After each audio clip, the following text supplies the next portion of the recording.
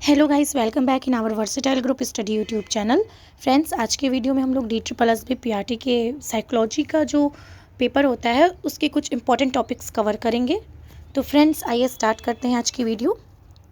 आज की वीडियो का हमारा टॉपिक है कोहलर का अंतर्दृष्टि सिद्धांत।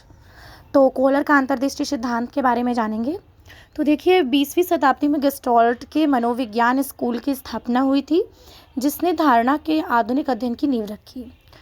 और वोल्फगैंग कोहलर हैं, कार्ट कोफा हैं, ये एक जर्मन वैज्ञानिक थे। गेस्टाल्ट जो होता है वो जर्मन शब्द है जिसका अर्थ होता है जिस प्रकार एक वस्तु स्थापित की जाती है या एक साथ रखी जाती है। वे इस बात पर जोर देते हैं कि वस्तु का संपूर्ण उसके भाग से अधिक है। अब गेस्टाल्ट मनोवैज्ञानिक के 3 संस्थापक हैं। कौन कौन से हैं? तो मैक्स वर्थहाइमर, कर्ट कोफा, वोल्फगैंग कोहलर। ठीक है फ्रेंड्स। अब मैक्स वर्थहाइमर को फलक चिंतन के साथ साथ गेस्टाल्ट मनोविज्ञान में उनके योगदान के लिए जाना जाता है। और कर्ट कोफा जो थे वो एक जर्मन मनोवैज्ञानिक थे। उन्होंने गेस्टाल्ट मनोविज्ञान की स्थापना में भी योगदान दिया है। और आप लोगों को मैंने बता ही दिया है, गेस्टाल्ट जो है वो जर्मन शब्द है। इस शब्द का अर्थ है प्रारूप या विन्यास। तो कोहलर के प्रयोग के बारे में जान लेते हैं।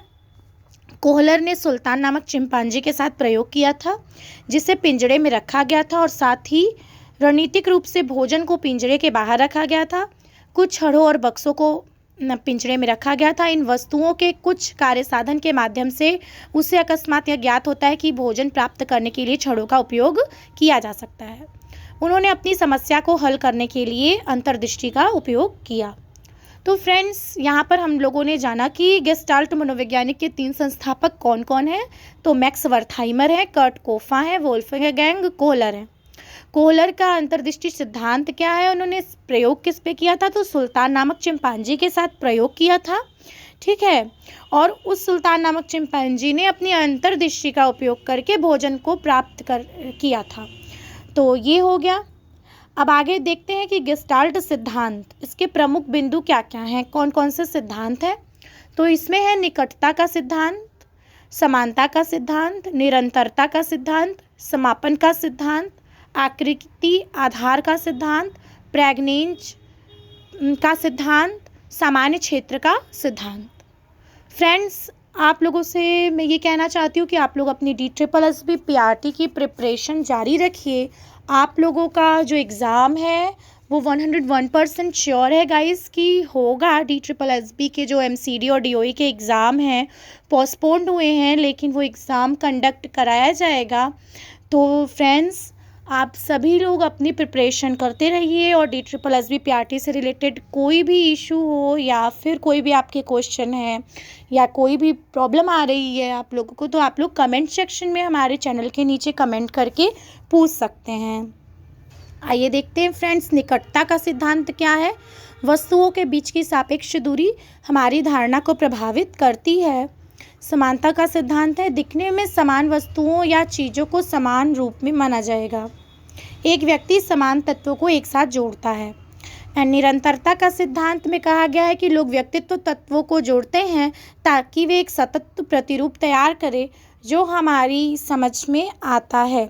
समापन का सिद्धांत है कि एक व्यक्ति अंतराल को भरने या ग्रहण किए गए आंकड़ों का समापन करता है। वस्तुएं अक्सर एक संपूर्ण के भाग के रूप में देखी जाती हैं। आकृति और आधार का सिद्धांत कहता है कि एक व्यक्ति सर्वप्रथम ध्यान देने और प्रमुख भाग में चीज़ों को ग्रहण करता है। एक उत्तेजना को इसके आधार से अलग माना जाएगा। प्रेग्नेंज का सिद्धांत कहता है कि अच्छी आकृति या सरलता के सिद्धांत के रूप को संदर्भित करता है। इसके अनुसार पर्यावरण में वस्तुओं चीज़ों को इस प्रकार देखा जाता है जिससे वे यथासंभव सरल दिखाई देते हैं। सामान्य क्षेत्र का सिद्धांत, इसका अवधारणात्मक संगठन का सिद्धांत बताता है कि समान क्षेत्र के भीतर समूहित वस्तुओं को एक साथ समूहीकृत किया जाता है। तो फ्रेंड्स, ये थे गेस्टाल्ट सिद्धांत के कुछ इंपॉर्टेंट पॉइंट्स। अब हम लोग देख लेते हैं गैगने का अधिगम का सिद्धांत। तो रॉबर्ट मिल्स गैगने एक अमेरिकी मनोवैज्ञानिक थे जिन्हें उनके अधिगम परिस्थिति की व्याख्या के लिए जाना जाता है। अपने सिद्धांत में उन्होंने अधिगम के उद्देश्यों के विश्लेषण का वर्णन किया था तथा अधिगम के उद्देश्यों के ये विभिन्न वर्ग उपयुक्त निर्देशात्मक प्रतिरूपों से कैसे संबंधित हैं ये बताया था। तो फ्रेंड्स, इनकी अधिगम शैली के बारे में बात करते हैं। गैगने का अधिगम सिद्धांत के कुछ प्रमुख इंपॉर्टेंट पॉइंट्स देख लेते हैं। तो संकेत अधिगम, एक व्यक्ति एक संकेत के लिए एक सामान्य प्रतिक्रिया करता है। यह अधिगम का सबसे सरल रूप है। इस प्रकार के अधिगम में एक व्यक्ति किसी दिए गए संकेत के लिए अनुकूलित प्रतिक्रिया अर्जित करता है। अर्जित अनुकूलित प्रतिक्रियाओं का उदाहरण प्याज को देखने से आंखों से आंसू निकलना आदि हैं। सेकंड है इनका उद्दीपन प्रतिक्रिया अधिगम सिद्धांत फ्रेंड्स। एंड थर्ड में आता है श्रृंखलन। फोर्थ वन है मौखिक संधि। फिफ्थ है विभेदन अधिगम। सिक्स्थ है अवधारणा अधिगम। सेवेंथ है नियम अधिगम एंड एट्थ है समस्या समाधान। तो फ्रेंड्स, उद्दीपन प्रतिक्रिया अधिगम में एक व्यक्ति एक संकेत पर सटीक प्रतिक्रियाएं देगा। इसको प्रभावी अनुकूलन के रूप में भी जाना जाता है। इसको बीएफ स्किनर द्वारा मूल रूप से विकसित किया गया था। श्रृंखलन में ये है कि ये शिक्षार्थी एक क्रम में व्यक्तिगत उद्दीपन प्रतिक्रियाओं को एक समूह को जोड़ना सीखता है एंड विभिन्न पूर्व अधिगम उद्दीपन प्रतिक्रिया का अनुबंध को एक जुड़े हुए क्रम में संयोजित करने की क्षमता है। मौखिक संधि के बारे में देख लेते हैं फ्रेंड्स। इसमें है मौखिक कौशल भाषा और कौशल विकसित करने में महत्वपूर्ण प्रक्रियाओं में से एक है। विभेदन अधिगम, शिक्षार्थी विभिन्न उद्दीपन के लिए अलग अलग प्रतिक्रिया करता है, कुछ हद तक एक जैसे होते हैं। इसमें समान उद्दीपन की एक श्रृंखला के लिए उचित प्रतिक्रिया करने की क्षमता विकसित करना शामिल है, जो एक व्यवस्थित तरीके से भिन्न होता है। अवधारणा अधिगम, इसमें देखिए क्या है कि शिक्षार्थी उद्दीपन के एक वर्ग के लिए एक सामान्य प्रतिक्रिया करने में सक्षम हो जाते हैं। ठीक है।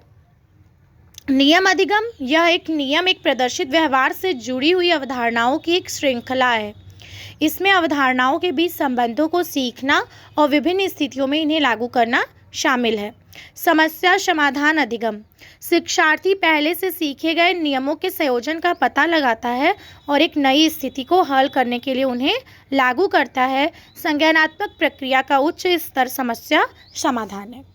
तो फ्रेंड्स, आज के वीडियो में हम लोगों ने कोहलर का अंतर्दृष्टि सिद्धांत और गैगने का अधिगम सिद्धांत के कुछ इंपॉर्टेंट पॉइंट्स को कवर किया। तो फ्रेंड्स, आज की वीडियो में बस इतना ही। आपको आज की वीडियो कैसी लगी हमें कमेंट सेक्शन में ज़रूर बताइए। हमारे चैनल को लाइक करिए, कमेंट करिए एंड शेयर ज़रूर करिए फ्रेंड्स, एंड सब्सक्राइब करिए and press the bell icon for the latest update. And friends, आपको DSSB PRT से रिलेटेड कोई भी क्वेश्चन है या कोई भी सब्जेक्ट्स में कोई भी प्रॉब्लम आ रही है तो आप लोग कमेंट सेक्शन में पूछ सकते हैं। And thanks for watching friends for this video.